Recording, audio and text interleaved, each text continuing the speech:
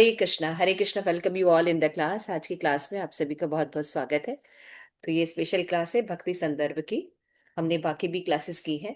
तो एक्चुअली पिछली क्लास में जब हमने किया था, तो उसमें शॉर्ट में 123 122 123 124 एंड 125 भी शॉर्ट में किया था।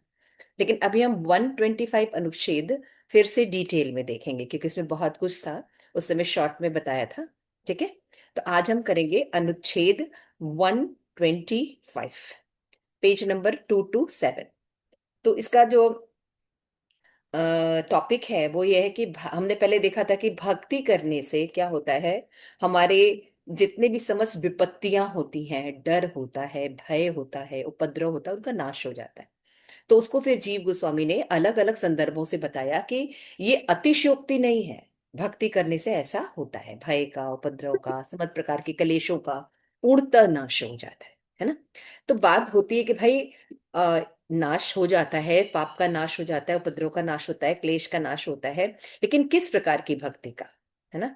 तो किस प्रकार की भक्ति को भगवान सबसे पहले खत्म करते हैं। तो आज वो टॉपिक है 125 में कि भक्ति के द्वारा प्रारब्ध कर्मों का नाश होता है, या भक्ति समस्त पापों को नष्ट करती है। तो कौन सी भक्ति नष्ट करती है? जो तीव्र भक्ति होती है। और क्या नष्ट होता है? अप्रारब्ध कर्म नष्ट होता है। ठीक है। तो आइए हम देखते हैं। नमो विष्णुपादाय कृष्ण प्रेष्ठाय भूतले श्रीमते भक्ति वेदांता स्वामी निति नामिने नमस्ते सारस्वती देवी गौरवाणी प्रचारिणे निर्विशेष शून्यवादी पाश्चात्य देशिता। प्रेम से कहूँ जय श्री कृष्ण चैतन्य प्रभु नित्यानंद श्री अद्वैत गदाधरा शिवसादि गौर भक्त वृंद।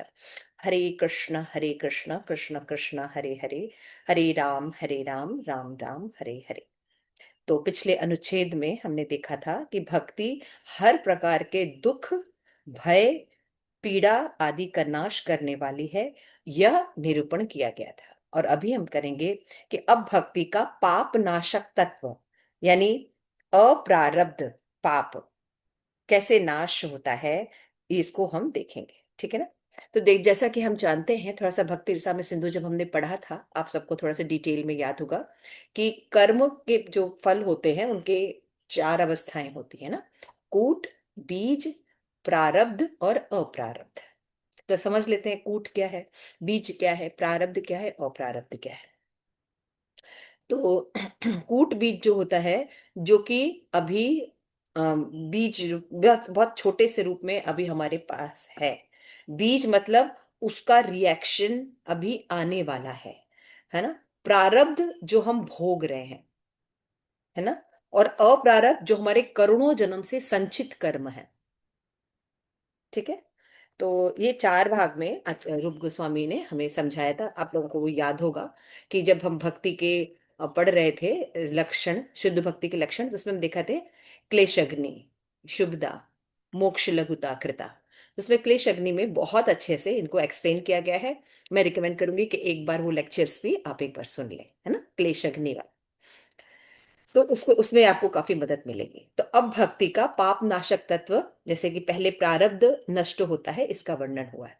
तो क्या केवल भक्त, क्योंकि ये कहा जा सकता है कि ये तो जीव गोस्वामी बोल रहे हैं, ये तो रूप गोस्वामी अपनी बात कह रहे हैं, क्या शास्त्र में इसका कोई प्रमाण है कि भक्ति में जो पाप नष्ट होते हैं, तो वो कौन से पाप होते हैं और क्या होते हैं? तो यस, श्रीमद् भागवतम का बहुत ही इंपॉर्टेंट श्लोक है, वो है 11:24-19। इसमें ये बात कही गई है। तो इस श्लोक पर जाने से पहले हम थोड़ा सा समझ लेते हैं कि अम, हमने एक एग्जाम्पल देखा था कि जैसे अग्नि जो होती है, समस्त प्रकार की लकड़ी अगर उसमें डाली जाए, ईंधन डाला जाए, तो क्या कहते हैं, छोटी हो बड़ी हो, अगर प्रज्वलित अग्नि है तो सभी को नष्ट कर देती है ना, सभी को नष्ट कर दे। उसी प्रकार से भगवान की गई शुद्ध भक्ति, इंद्रियों के द्वारा की गई भक्ति को, भक्ति करने पर जो हमारे पाप कर्म है वो पूर्णतः नष्ट हो जाते हैं, है ना। तो प्रश्न ये उठता है, भाई जब पाप नष्ट हो जाते हैं तो भी व्यक्ति को देखा जाता है उसके जीवन में क्लेश और दुख रहते हैं। तो इन सब पॉइंट्स को समझना पड़ेगा, है ना। तो सबसे पहले हम समझते हैं कि हमारे जीवन में पाप या ये जो दुख है वो क्यों आता है, कॉज क्या है ना। तो भाई हम देखेंगे कि कॉज है कर्मा हमारी इच्छाएं, है ना। लेकिन इन सबसे भी मूल कॉज जो है हमारे शास्त्र में बताया गया है वो है अविद्या। है ना। तो सबसे पहले देखिए यहाँ पे स्क्रीन पे आ, लगा हुआ है चार्ट, इसको आप देख सकते हैं। तो अविद्या जो है ये मूल कारण है। अविद्या को कह सकते हैं मेटीरियल वासना, है ना, भौतिक वासनाएं जो होती हैं उसको अविद्या कहते हैं। है ना। और अविद्या जो होता है वो क्या होता है, कैसे उत्पन्न होता है, जो हमारे पुराने एक्सपीरियंस है भोग करने के, है ना, उसके कारण ये अविद्या उत्पन्न होती है। ठीक है ना। जब अविद्या उत्पन्न होती है, मटेरियल वासना होती है, तो इसमें व्यक्ति जो है अपना जो परमानंद स्वरूप है, कि वो भगवान का अंश है, आत्मा है, इसका उसको फॉरगेटिंग हो जाता है ना। तो श्रीमद् भागवतम में भी हमने देखा था कि आ, जो अविद्या, ब्रह्मा ने रचना की थी, जब सृष्टि की तो अविद्या की रचना की थी, याद है आप लोगों को। मोह महामोह ताम्रिश अंध ताम्रिश, याद है यस। प्रेम पत्र में। तमिस्र। तमस। हाँ हाँ। तम हाँ एक तो तमस है, अंधर तमिस्र है, तमिस्र है, और मोह, महा मोह और महामोह है, महामोह, पांच यस, दुनिया। मोह एंड महामोह, ये अविद्या होता है। हम्म। अगर इन जनरल हम बात करें तो अविद्या मतलब होता है मेटीरियल वासनाएं, है ना। हम्म। जो हमारी मटेरियल वासनाएं हैं उसको अविद्या कहते हैं। ठीक है। तो मटेरियल वासनाओं के कारण हम अपना स्वरूप भूल जाते हैं, और हम अपनी पहचान शरीर, इस भौतिक शरीर से करते हैं, और इस भौतिक संसार के साथ करते हैं। तो क्या होता है, जब हम अपनी आइडेंटिटी शरीर से करते हैं, तो हमारी डिजायर से इच्छाएं क्या हो जाती हैं, वो भी राजेश्वरी क्या हो जाएंगी, आध्यात्मिक।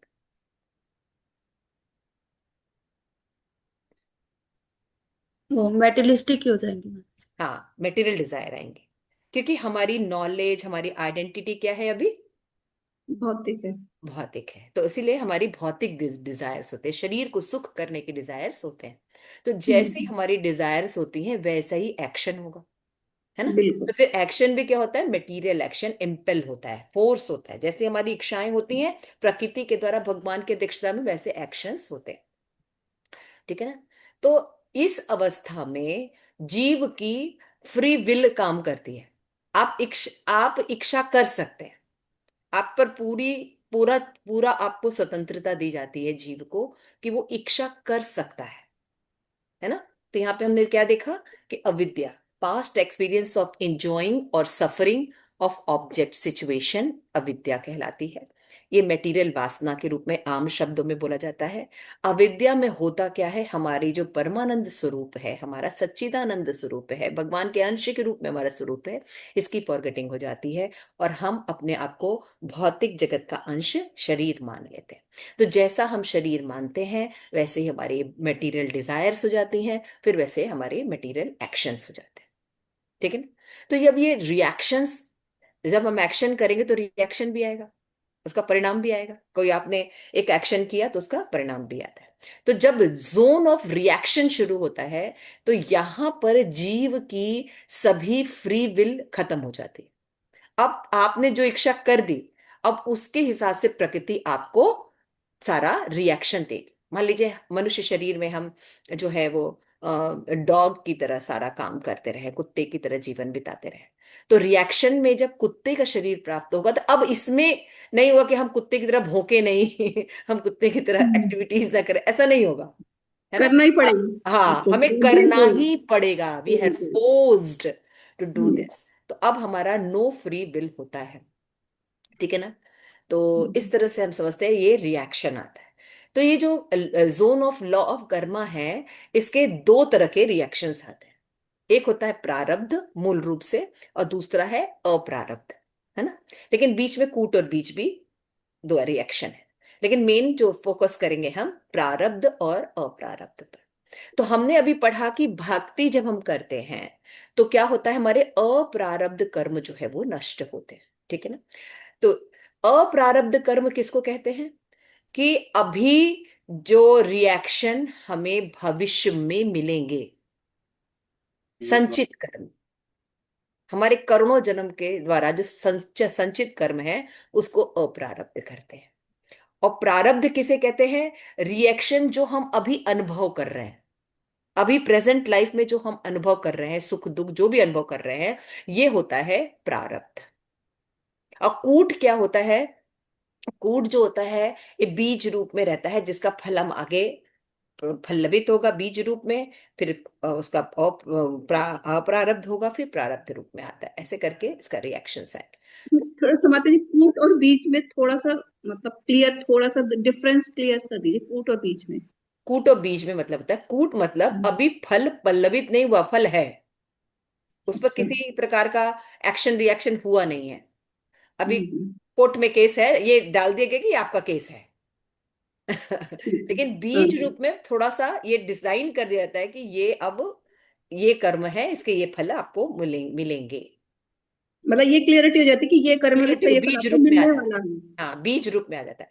अब इस बीज को आगे प्रोसेस किया जाता है, तो ये प्रारब्ध और अप्रारब्ध के रूप में आते हैं। तो जब तक ये फल पल्लवित नहीं होते, तो ये हमें रिएक्शन किस रूप में देते हैं? तो जब हम कोई चीज कूट रूप में रहता है, तो वो हमें मेंटल रूप से रिएक्शन देते हैं। मेंटल मेंटल हम्म, सफरिंग जो होती है, ये कूट रूप में होती है।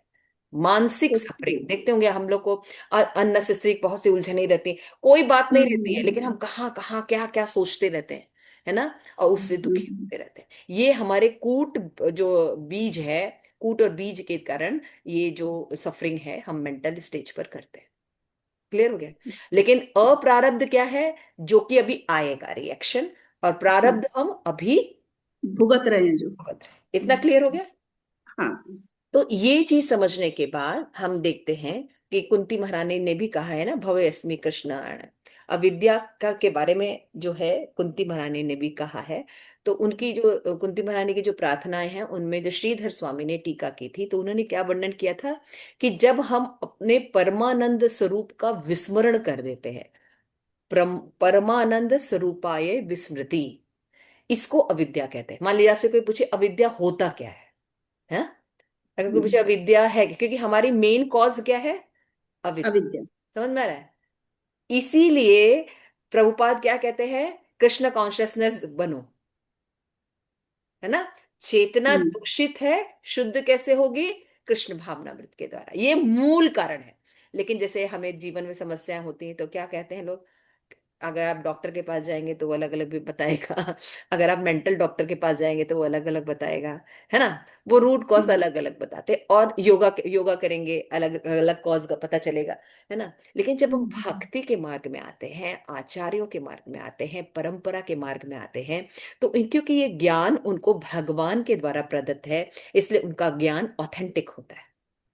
इसलिए वो जानते हैं कि क्या कारण है और क्या परिणाम निकलेगा। तो वो जानते हैं कि ये मेटीरियल जगत की जो सफरिंग है, इसका मूल कारण और अलग अलग नहीं है, इसका मूल कारण अविद्या है। We don't know our real identity, this is our problem. हम कौन है ये नहीं जानते। आपको याद होगा, इसीलिए शिल प्रभुपाद के परपोर्ट्स में आपने सबसे ज्यादा अगर परपोर्ट देखा होगा, तो वे हम कौन है है ना? बिल्कुल। देखा है आनंद प्रदा? जी माता जी। जी, देखा ना आपने? तो आनंद प्रदा जी देखिए कि इस परपोर्ट को क्यों इतना इंपॉर्टेंट दिया है, क्योंकि जीव जो सफरिंग कर रहा है, उसको रियल प्रॉब्लम नहीं पता है। रूट कॉज हमारा अविद्या है, रूट प्रॉब्लम हमारी अविद्या है। It is very important to understand. ठीक है? तो ये जब हम समझ गए कि अविद्या हमारी प्रॉब्लम है, तो अब हमें कहाँ वर्क करना है? अविद्या अविद्या को, पर करना है। अविद्या पर। अविद्या पर वर्क करना है। अविद्या का एक शॉर्ट डेफिनेशन हमने क्या बताया? परमानंद स्वरूपाय विस्मृति। हाँ, अपने स्वरूप की विस्मृति होना ही अविद्या है। हम सच्चिदानंद के अंश हैं, ये भूल जाना ही क्या है? अविद्या है। ठीक है ना? तो जब हम बद्धावस्था में रहते हैं, तो हम किसका एक्सपीरियंस करते हैं? अविद्या का, है ना? बद्ध अवस्था में हम अविद्या का एक्सपीरियंस करते हैं। इसीलिए शरीर से ऊपर हम नहीं देख पाते। इसीलिए स्वर्ग और नर्क के अलावा हमें नॉलेज नहीं होता, मुक्ति के अलावा हमें नॉलेज नहीं होता, सिद्धि के अलावा हमें नॉलेज नहीं होता। समझ में आया? और ये बहुत ही तुच्छ है भक्ति के आगे, है ना? तो यहाँ पे हमने देख लिया तो अप्रारब्ध जो भविष्य में मिलना होगा, प्रारब्ध कर्म इस जन्म में भोग रहे हैं, और कूट और बीज का जो रिएक्शन है मेंटल लेवल पर आ गया। ठीक है। तो भौतिक इच्छाएं कूट से बीज रूप में परिणित होती रहती हैं। तो इम्पेल करके क्या होता है, मटेरियल एक्शन के रूप में आता है, जो मैंने अभी आप लोगों को बताया। तो रिएक्शन दो प्रकार के होते हैं, अप्रारब्ध और प्रारब्ध, है ना। तो ये दो रूप में प्राप्त होते हैं, इसमें कोई फ्री विल नहीं होती है। ठीक है। तो प्रश्न ये समझ में आ गया कि भाई अविद्या के कारण प्रॉब्लम है, और जो भक्ति के द्वारा जो होते हैं हमारे अप्रारब्ध कर्म पहले नष्ट होते हैं। तो प्रश्न मुझे जब हम पढ़ते थे शुरू में, बहुत शुरू में जब मैं भक्ति रसामृत सिंधु पढ़ती थी, बहुत इनिशियल स्टेज पर मैंने पढ़ा था भक्ति रसामृत सिंधु। तो उसमें जब मैंने ये बात पढ़ी तो मुझे लगा कि भाई जो हम भुगत रहे हैं उसको दूर करना चाहिए ना। सही बात है, ये ऐसे लगता प्रारब्ध है। कर्म, अगर हम अपनी बुद्धि लगाए तो उनको क्या लगे, भाई मैं प्रारब्ध कर्म को पहले खत्म करना चाहिए ना, अप्रारब्ध कर्म को खत्म करेंगे तो उससे क्या उससे हमें फायदा क्या होगा। मिलेगा? तो फायदा ये होगा कि जो हम भुगत रहे हैं वो भी कम होंगे, लेकिन अगर संचित कर्म रहेंगे तो फिर बार बार रिएक्शन आ जाएंगे।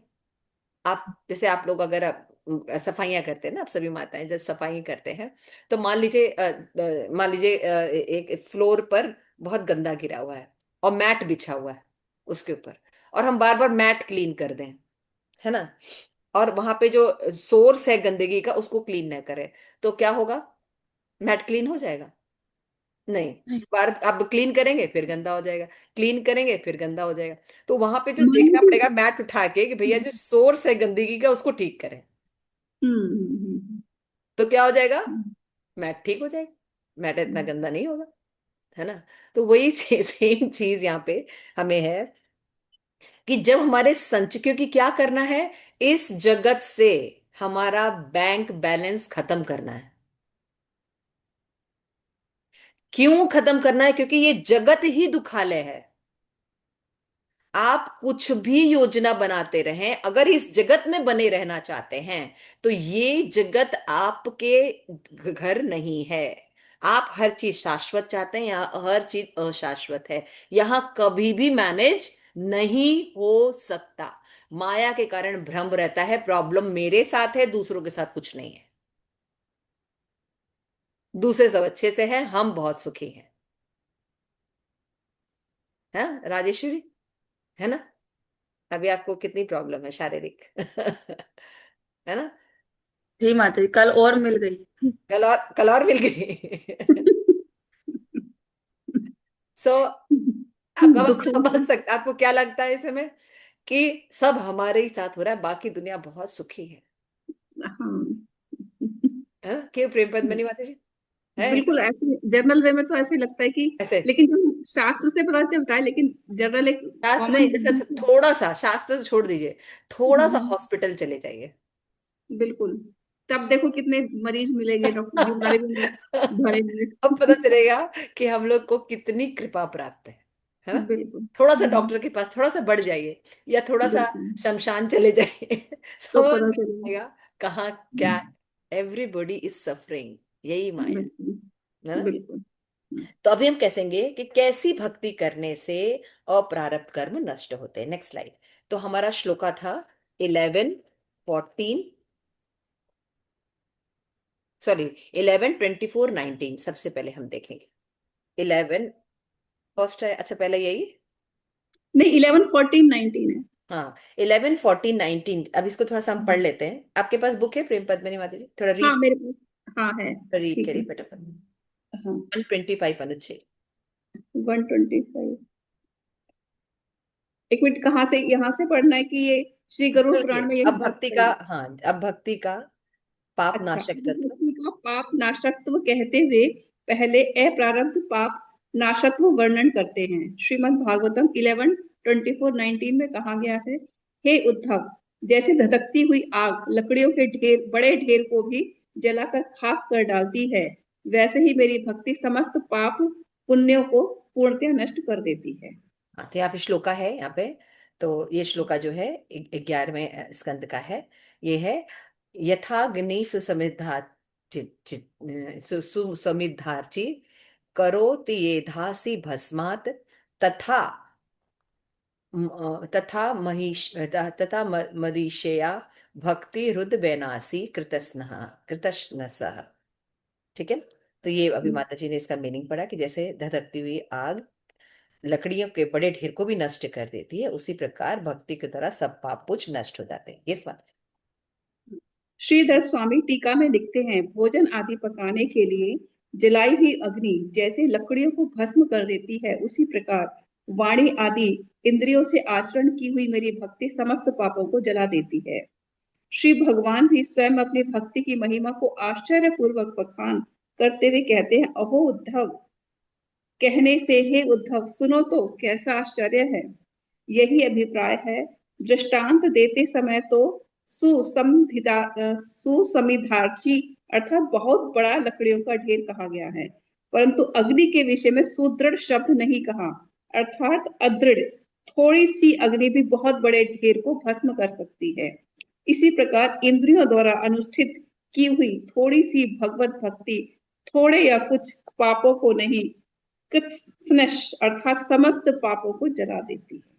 हाँ, तो यहाँ तक हमने देखा कि सिद्ध स्वामी टीका में क्या कहते हैं कि जब हम भोजन आदि बनाते हैं, है ना, तो क्या होता है, हमारी जो लकड़ी जो अग्नि जो जलती है उससे लकड़ियां जो है भस्म हो जाती है। लेकिन भक्ति के साथ क्या है कि भाई बस शुद्ध भक्ति करेंगे तभी हमारा होगा, नहीं थोड़ी सी भक्ति करने पर भी नष्ट प्रायेषु अभद्रेषु नित्य नित्यम भागवसे स्व अल्पमस्य धर्मस्य त्रायते महतम। हम लोग जानते हैं ये सब चीज।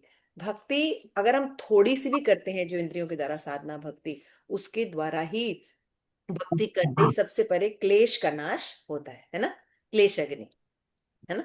तो भक्ति का ये लक्षण है, फर्स्ट लक्षण है, क्लेश अग्नि समस्त प्रकार के क्लेशों को नाश कर देती है। और भगवान उद्धव से ये श्लोक कैसे कह रहे हैं, बहुत आश्चर्य के साथ, है ना, आश्चर्य के साथ कह रहे हैं कि देखो मेरी भक्ति की कितनी महिमा है। इसलिए भगवान श्री कृष्ण की भक्ति की बहुत महिमा है। तो हमें आश्चर्य से ये सब चीजें नहीं सोचनी चाहिए। भगवान खुद आश्चर्य करके बता रहे हैं कि जो भक्ति है इसका कितना सुंदर परिणाम है, कि इसमें जरा भी डाउट नहीं करना चाहिए। कोई भी मेरी भक्ति थोड़ा बहुत भी करता है ना, तो उसके समस्त पाप नष्ट हो जाते हैं। ये इंग्लिश वाला पढ़ लीजिए राजेश्वरी। यहीं से मैं द कमेंट्री से yes yes. The commentary says, just as blazing fire for cooking turns wood to ashes, so bhakti to me using words, etc., destroys all sins. The Lord calls out to Uddhava in astonishment at the greatness of his own bhakti. O Uddhava, hear this with astonishment. आश्चर्य के साथ, है ना। तो आगे पढ़िए प्रेम पत्र। पद्म पाताल खंड में वैशाख महात्म्य में कहा गया है, जैसे अग्नि लकड़ियों के ढेर को भस्मसात कर देता है, उसी प्रकार भगवत भक्ति समस्त पापों को तत्काल जला देती है। यद्यपि श्रीमद् भागवतम 6.2.15 के इस वचन को कि जो भक्ति अवश भाव में गिरते पड़ते अथवा भयभीत होकर श्री हरि इस नाम का उच्चारण करता है, उसे कोई यातना दुख नहीं भोगना पड़ता। विधि लिंग आदि प्रत्यय का प्रयोग नहीं किया गया है, तो भी जैसे यजुर्वेद में पूषा प्रपष्टि था भाग अदंत को ही सा अर्थात सूर्य को यज्ञ में अच्छी प्रकार पिसा हुआ भाग प्रदान करना चाहिए, क्योंकि सूर्य के दांत नहीं हैं। इस मंत्र के बाद पादोग्नेयष्ट काल का कपालो भवति अर्थात आग्नेय है अष्ट कपाल नाम योग होगा इत्यादि आदि विशेष पर विधि की गुप्त रूप से विद्यमानता है। उसी प्रकार यहाँ भी विधि जाननी चाहिए। श्रीमद् भागवतम 2:1-5 में विधि का स्पष्ट उल्लेख भी है, यथा हे परीक्षित, इसलिए ही अभयकामी व्यक्तियों को सर्व अंतर्यामी ईश्वर एवं भगवान श्री हरि के विषय में सर्वदा श्रवण कीर्तन एवं स्मरण करना चाहिए।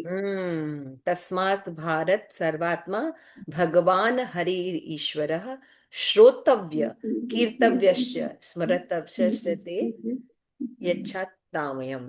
भयम। तो यहाँ पे हम थोड़ा समझते हैं।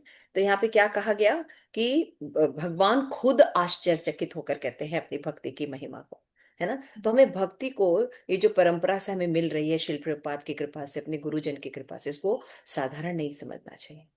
हमें समय से उठना चाहिए, समय से जप करना चाहिए, है ना, भक्तों का संग करना चाहिए, अपनी भक्ति को सदैव नवीन रखना चाहिए, है ना, और अच्छे से आकर्षक युक्त जप करना चाहिए, और भक्ति के सभी विधानों का पालन करना चाहिए।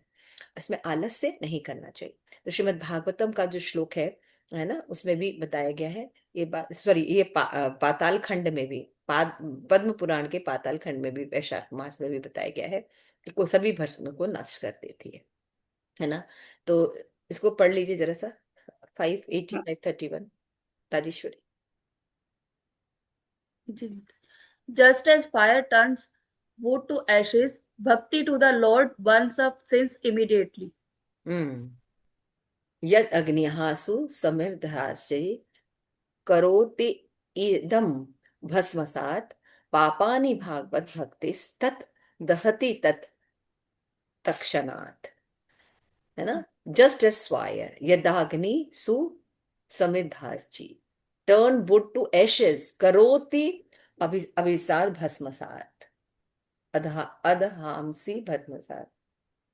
कैसी भक्त करने से? भक्ति टू द लॉर्ड, तद भक्ता भक्ति, भगवत भक्ति क्या करती? बर्न सिंस इमीडिएटली, तक्षणात्, पापानि ददाति तक्षणात्, समय नहीं लगता, है ना। तो भक्ति, जैसे अब प्रश्न ये उठता है कि भाई हम भक्ति करते हैं, लेकिन देखते हैं कि हम क्लेशों का अनुभव करते हैं, है ना। तो हमने कहा कि भाई कौन सी भक्ति करने पर हमारे जो प्रारब्ध और क्लेश नष्ट होते हैं? तो भाई होता है कि भाई शुद्ध भक्ति करने से होते हैं। नहीं, प्रभुपाद यहाँ पे जीव गोस्वामी भी भक्ति स्वामी सुन, श्रद्धा से अगर कोई भक्ति प्रारंभ करता है, वो भक्ति भी पापों को नाश करने में सक्षम है।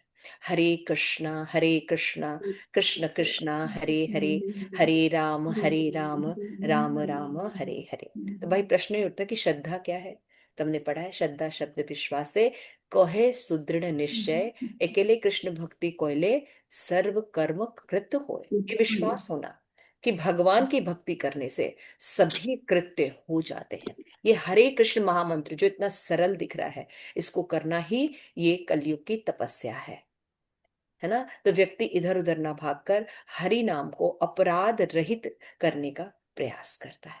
तो जब प्रयास करता है, श्रद्धा ही होती है, उस श्रद्धा युक्त भक्ति से ही हमारे पाप जो है वो नष्ट हो जाते हैं। शुद्ध भक्ति तो बाद में करेंगे, है ना। तो अविद्या जो है वो जड़ है, लेकिन क्या होता है, अविद्या कब ना, सॉरी, अविद्या का नाश जो होता है वो स्टेजेस पर होता है ना।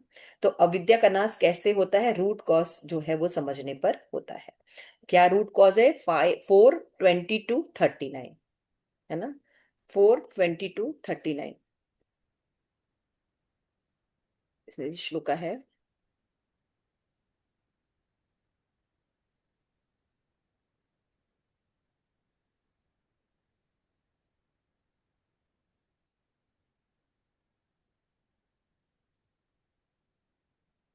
हम्म। कि यद पाद पंकज है, ये कुमारगण जो है पृथु महाराज को बोल रहे हैं। क्या बोल रहे हैं? कि संत महात्मा भगवान का स्मरण करते हैं, और इससे क्या होता है, उनके जो कर्म फल हैं, समस्त कर्म फल जो है वो नष्ट हो जाते हैं। ये छोटे से है, भज वासुदेवम, एकदम साफ लिखा है। तो क्या ये जीव गोस्वामी अतिशयोक्ति करे? नहीं, ये श्रीमद् भागवतम का श्लोक बता रहे हैं, 4:22-39, है ना। 4:20-39 में बताया कि भगवान की भक्ति करने पर समस्त जो पाप कर्म है वो नष्ट हो जाते हैं। तो जीव गोस्वामी जो है वो, उन्होंने भी टीका लिखी है भक्ति रसामृत सिंधु पर। इसको दुर्गन संगनी के नाम से जाना जाता है।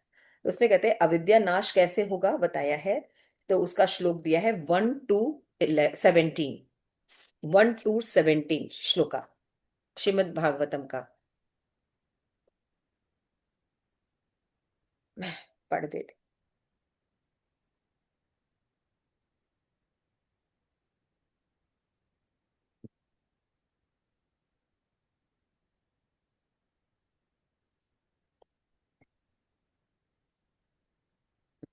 1-7 शृण्वतां स्वकथा कृष्ण पुण्य श्रवण कीर्तन हृदयंतर स्थितो अभद्राणि विधनोति स हृदयसताम। जब कोई भगवान की कथा को सुनता है ना, श्रवण करता है, स्मरण करता है ना, तो क्या होता है, उसके हृदय में जितने भी अभद्र हैं, है ना, उसको क्या होते हैं, विधनोति, है ना, वो नष्ट हो जाते हैं। तो ये जो सीरीज है श्लोका का 17 से 21 तक, है ना, तो सूत गोस्वामी ने ये सीरीज बताया कि कैसे अविद्या का नाश होता है ना। तो अविद्या का नाश जब होता है वो ऐसे ही होता है। ये तो आप लोग लिख लीजिए, ये अपने जीवन के लिए भी बहुत उपयोगी है। श्रीमद् भागवतम का श्लोक 1 to 17 से 21 श्लोका तक, 1 to 17 से 21 श्लोका तक, ठीक है ना। तो इसमें बता रहे हैं, श्रवणताम स्वकथा कृष्ण, प्रत्येक हृदय में परमात्मा स्वरूप स्थित तथा सत्यनिष्ठ भक्तों के हितकर भगवान श्री कृष्ण उस भक्त के हृदय से भौतिक भोग की इच्छा को हटाते हैं, जिससे उसकी कथाओं को सुनने में रुचि उत्पन्न कर ली है, क्योंकि वे कथाएं ठीक से सुनने तथा कहने पर अत्यंत पुण्यप्रद होते हैं। तो ये जो स्तर होता है, ये होता है यहाँ पे, जब इसका जो वर्णन किया गया है, इसमें बताया गया है कि ये यहाँ पे देखिए, यहाँ पे श्रवण कीर्तनम है ना, 1 to 17, भक्ति का अंकुर जो है वो निकल जाता है। 18 में जो होता है, नष्ट प्रायेषु भद्रेषु। हम्म, तो ये 17 वाला श्लोक है, ये भजन क्रिया और अनर्थ निवृत्ति को बताता है, 1 to 17, है ना। और इसके बाद जो श्लोका है 18, नष्ट प्रायेषु निष्ठा। अभद्रेषु नित्यं भागवत सेवया भगवती उत्तम श्लोके भक्ति भवती नैष्ठ की। भगवान की कक्षाओं में नियमित उपस्थित रहने तथा शुद्ध भक्त की सेवा करने से हृदय के सारे दुख पूर्णतः विनष्ट हो जाते। भक्ति करना और भक्तों की सेवा करना, और उन पुण्य श्लोक भगवान में अटल प्रेमा भक्ति स्थापित हो जाती है, जिनकी प्रशंसा दिव्य गीतों में की जाती है। तो यहाँ पे क्या हो रहा है, इस स्थिति में क्या हो रहा है, हमारा 17 में हो रहा है भजन क्रिया और अनर्थ निवृत्ति, और नष्ट हाँ, प्रयेषु अभद्रेषु में हमारा अनर्थ निवृत्ति हो जाती नहीं, निष्ठा भक्ति। है। अनर्थ निवृत्ति होती है तभी तो निष्ठा आती है ना, हाँ। है ना। हम्म। इसके बाद जो श्लोका है 19 है, कि इसमें जो ही हृदय में अटल प्रेमा भक्ति स्थापित जाती है, प्रकृति के रजो तथा तमो गुण प्रभाव जैसे काम तथा लोभ हृदय से लुप्त हो जाते। देखिए, इससे हम सबसे ज्यादा जीव ग्रसित रहता है, काम और लोभ से, काम से। तो ये किसी और मेडिसिन से लेने से नहीं होता। जब हम भगवान की परंपरा युक्त भक्ति करते हैं, आचार्यों का संग करते हैं, तभी ये नष्ट होती। और तब क्या होता है, सतो गुण हमारे जीवन में आ जाता है, जिससे हम सुखी हो जाते हैं, है ना। तो ये रुचि, सॉरी, अनर्थ निवृत्ति के बाद निष्ठा, नष्ट प्रायशु भद्रेषु, निष्ठा लेवल है शायद। 1 मिनट, हम आते हैं। नष्ट प्रायशु अभद्रेषु जो 18 श्लोक है ना, 1 मिनट, हाँ, हाँ, हाँ, 18 है। 18 18। श्लोक है। तो 18 श्लोक जो है, नष्ट प्रायशु भद्रेशु, ये निष्ठा है। 19 श्लोक जो है, ये रुचि है, हम्म। रुचि, ठीक है, निष्ठा रुचि। हम्म। फिर उसके बाद का जो आसक्ति। श्लोक है, आसक्ति। हाँ, 20वां श्लोक जो है, ये आसक्ति है। हम्म। इसमें इस स्टेज में आने पर आसक्ति, उसके लक्षण क्या है, इस प्रकार शुद्ध सत्व में स्थित होकर, शुद्ध सत्व में नहीं स्थित हुआ है, शुद्ध सत्व में स्थित हो गया है व्यक्ति। जिस मनुष्य का मन भगवान की भक्ति के संसर्ग से प्रसन्न होता है, जो समस्त भौतिक संगति से मुक्त होने पर भगवान का सही वैज्ञानिक ज्ञान प्राप्त होता है, शुद्ध सत्व में स्थित हो गया, और आचार्य के रस है, उसने मंत्र कीर्तन, चार नियम का पालन, है ना, और भजन क्रिया की और भी जो नवधा भक्ति वो कर रहा है, तो क्या होगा, उसकी विधनोती नष्ट हो गया है सारा, विधनोती। तो क्या होता है, भगवान उसको सही नॉलेज, भगवान के बारे में सही नॉलेज, अपने बारे में सही तत्व नॉलेज प्रकट हो जाता है ना। तो प्रकट होने से क्या होता है, जीव की जो रुचि होती है वो आसक्ति में परिणित हो जाती है, ठीक है ना। और इसके बाद जो 21वां श्लोक है, इसमें बताया गया है, इस प्रकार हृदय की गांठ भिद जाती है। हमारी जो ग्रंथि है ना, कि हम शरीर आइडेंटिटी है ना, रॉन्ग हम्म, आइडेंटिटी है, ये क्या हो जाता है, ये खत्म हो जाता है, हम रियल आइडेंटिटी में आ जाते हैं। और सारे संशय छिन्न भिन्न होते हैं, क्योंकि अब आइडेंटिटी क्लियर हो गई है। We are not this body, we are part and parcel of Krishna. ये बात बिल्कुल बैठ जाती है भक्ति करने से, भक्तों के संग से, उनकी सेवा करने से। तो इसमें, इस अवस्था में व्यक्ति जो है भाव स्तर पर आ जाता है, संशय छिन्न भिन्न हो जाते हैं। जब मनुष्य आत्मा को स्वामी के रूप में देखता है, तो सकाम कर्मों की श्रृंखला समाप्त हो जाती है। क्योंकि क्या होता है, जब तक हमें अज्ञानता रहती है, हमको क्या लगता है दुख जो आ रहे हैं ये भगवान के कारण आ रहे हैं, ये अविद्या है। जब व्यक्ति कहते हैं कि आत्मकृतम विपकाम, ये जो दुख है ये मेरे ही उत्पन्न किए हुए हैं, भगवान तो हमारे ऊपर कृपा कर रहे हैं इनको जल्दी नष्ट करने में, ये विद्या की स्टेज आ जाती है, ये भाव की स्टेज आ जाती है। तो इस तरह से ये जो श्लोका का सीरीज है, इसमें बताया गया है कि कैसे हम अविद्या का नाश करके, भक्ति को स्टैब्लिश करके अपने सच्चिदानंद स्वरूप को प्राप्त कर लेते हैं। तो श्रीमद् भागवतम के जीव गोस्वामी ये कोट्स दे रहे हैं, है ना, जैसे कि हमारे सुखदेव गोस्वामी ने परीक्षित महाराज को बताया है। और सुखदेव गोस्वामी स्वयं भगवान के, राधा रानी के सुख है ना। तो हम्म, ऑथेंटिक सोर्स से हमें ये क्लियर कर रहे हैं कि भक्ति के लिए जो भी बातें कही गई ये अतिशयोक्ति नहीं है ना। डिफरेंट स्टेजेस पर डिफरेंट तरह अविद्या का नाश होता चला जाता है ना। निष्ठा लेवल पर 75% तक जो हमारे अनर्थ हैं वो निकल जाते हैं, 75%। इसीलिए श्रील प्रभुपाद मध्यम अधिकारी बनने की सलाह देते हैं, हम्म, है ना। इसीलिए आप देखिए उपदेशामृत जब आप पढ़ते हैं तो क्या पढ़ते हैं, वाचो वेगम मनसः क्रोध वेगम जिह्वा वेगम उदर उपस्थ वेगम एतान वेगान युविशयेत धीरा सर्वामपि माम पृथ्वीं सशिष्य। ये पहला श्लोक है। तो प्रभुपाद कहते हैं कि भाई हमको लगता है कि हमको तो शिष्य बनाना नहीं, तो इसलिए हमें इसको करने की जरूरत नहीं है।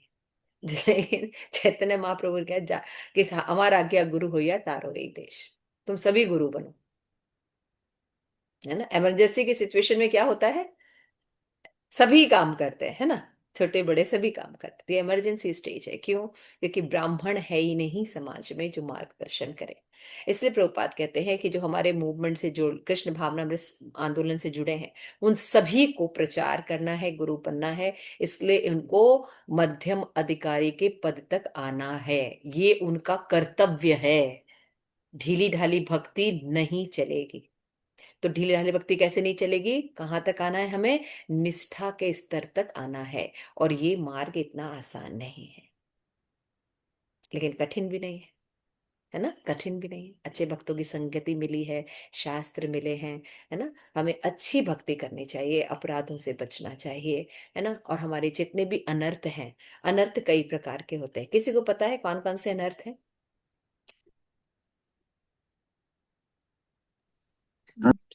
4 प्रकार के होते हैं ना माता जी। हाँ,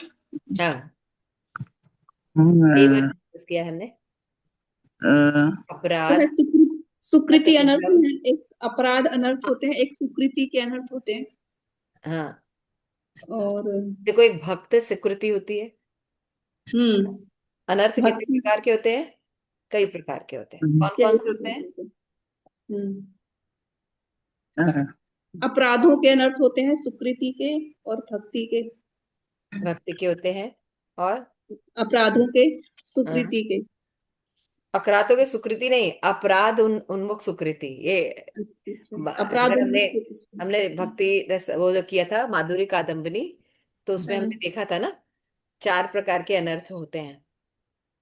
याद कीजिए, मैंने बहुत बार रिपीट किया है इसको।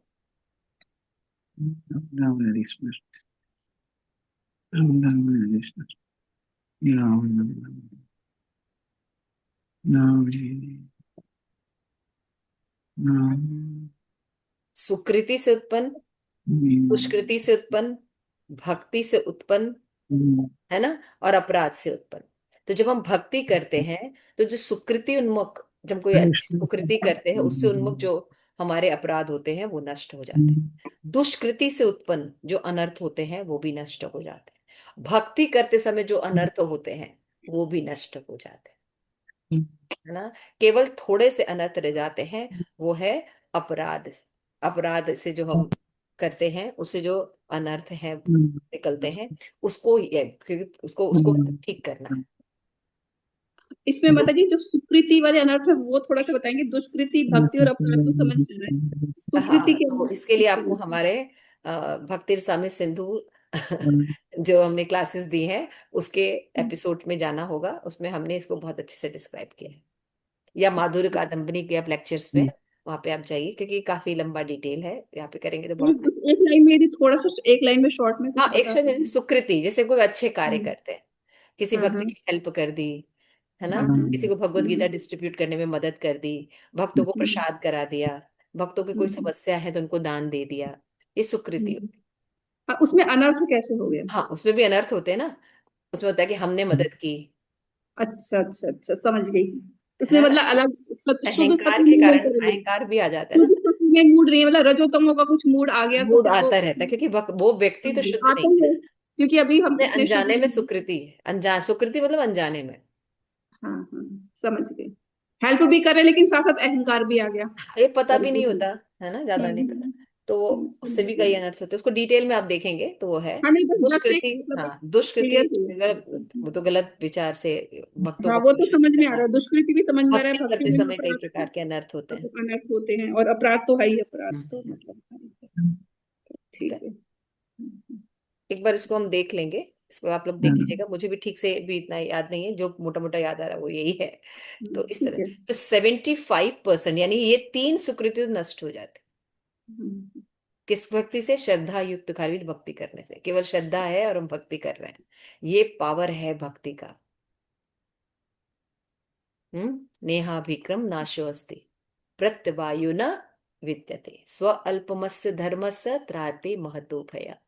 कोई अगर थोड़ी सी भी भक्ति करता है, केवल हरि कृष्ण महामंत्र का चैंटिंग करता है ना, तो ये बोलते हैं उद्धव को, आगे भगवान बोलते हैं 6:5:15 में, है ना, 6:5:15 में भगवान बोलते हैं कि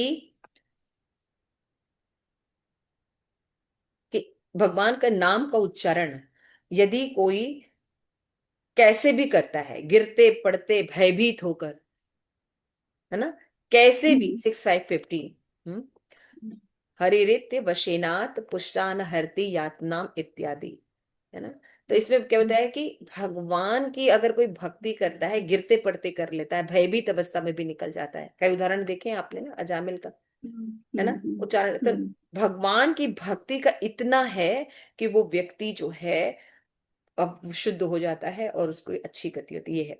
हाँ, पाताति शह ललितो भगवान सन संदास्तास्तपः अहतः हृदय इति अवशेषणा पुमान नरहति यतनाः। A person यानी पुमान who chant the name of Lord Hari iti avasheshasah while falling from patitah, गिर कर भी, stumbling on the road, है ना, आशिखलक, क्या लिखा है, शहिल शहालितः, फलितः। receiving injured in his body, है ना, कोई वुंड लग जाता है उस समय भगवान का नाम चिल्लाता है, चोट लगने पर, है ना, भगवान बीन जैसे बाइटेड बाय द स्नेक, सांप के काटने पर, हम्म, संदाशह, हम्म, बीन बर्न विथ फीवर, बहुत ज्यादा हम्म, बुखार है, तपह, हम्म, और बीन अटैक विथ स्टिक, है ना, अतहात, लोग मारे हैं डंडे से, उस समय हम्म, भगवान का नाम, हे भगवान हे हरि, श्री कृष्ण है ना, हरे हरे। Will not suffer hellish planet ना हरति यता न। देखिए कितनी महिमा है, देख रहे हैं आप ये सब भक्ति के 6-15। तो इस तरह देखते हैं कि अनअटेंटिव भी अगर हम चैंटिंग करते हैं तो भक्ति में परिणाम प्राप्त होते हैं। तो क्यों नहीं हम भक्ति करें।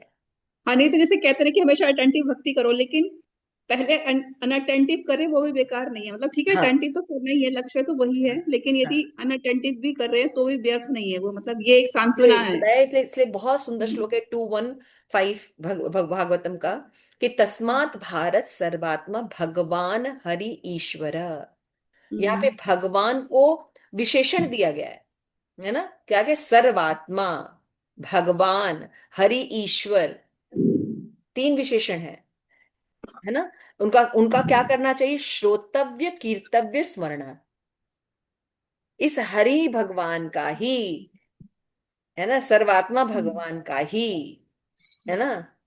और जो समस्त समस्त समस्त लोगों के ईश्वर हैं, भगवान हैं, उनका अगर हम सुनते हैं, कीर्तन करते हैं, स्मरण करते हैं, तो क्या होता है, हमारा कल्याण हो जाता है।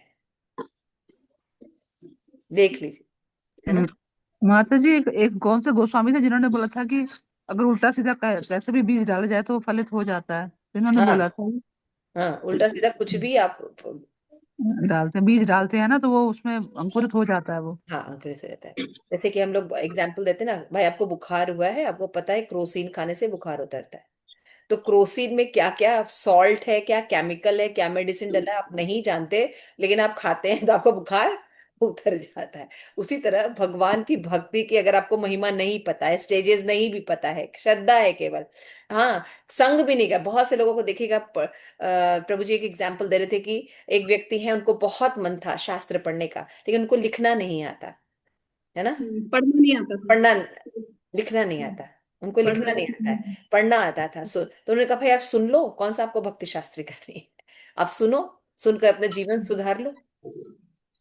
तो भक्ति कोई भी व्यक्ति किसी भी अवस्था में किसी भी समय कर सकता है, समझ में आ रहा है? ये भक्ति के, और रिजल्ट क्या है वो निकलेगा। ठीक है, आगे चलते हैं, 11 to 55 में बताते हैं, 9 योगेंद्र निवास से करते कि आंखें बंद कर कर भागने पर भी, है ना, 11 to 35,